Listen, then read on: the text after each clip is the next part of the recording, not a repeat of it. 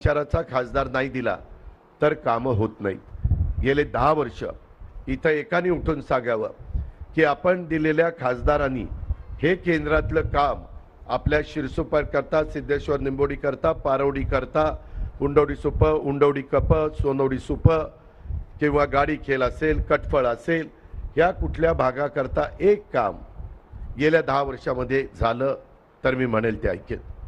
परंतु सत्ता नसल्यामुळे कामं होत नव्हती। शेवटी मित्रांनो 10-10 वर्ष माझ्या भागातल्या लोकांची वाया घालवायची।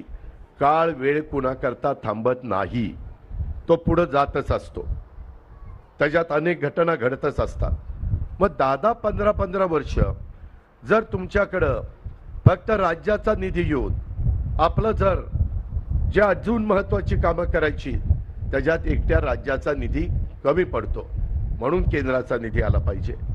केंद्र प्रचंड मोठी त्यांची शक्ती आहे, प्रचंड मोठी त्यांचं अर्थव्यवस्था आहे। त्यामध्ये तुम्ही म्हणाल असं काय काम आहे? काम आहे मुळशीचं पाणी आपल्या पुणेकरांना प्यायला द्यायचं आणि वरसगाव पानशेत खडकवासल्याचं पाणी आपल्याला जे कमी पडतंय, जे आपले सगळे म्हणतात की पाणी द्या, पाणी द्या, पाणी द्या, त्यावेळेस पहिलं माणसांना प्यायला पाणी द्यावं लागतं।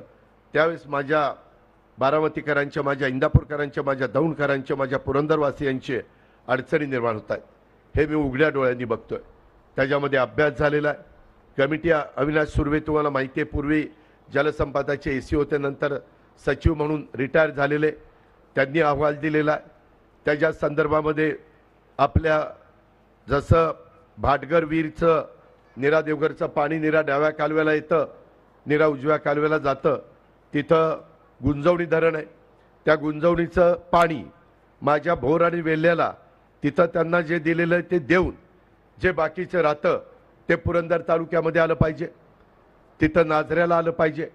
नाझऱ्याच्या खाली माझ्या आंबीपासून पार संगमापर्यंत करा नदीवर बॅरेज आहेत, त्या बॅरेजमध्ये सुधारणा करायची, त्याबद्दलचा शब्द मी दिलेला आहे।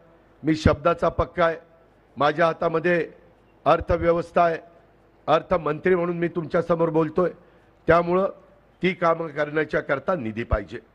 पुरंदर उपसा सिंचन योजना आपण केली, माझीच त्याच्यामध्ये अंतिम सही झाली, त्यावेळेस मी तुमच्या सगळ्यांच्यामुळं जलसंपदा मंत्री होतो, ते काम सुरू केलं।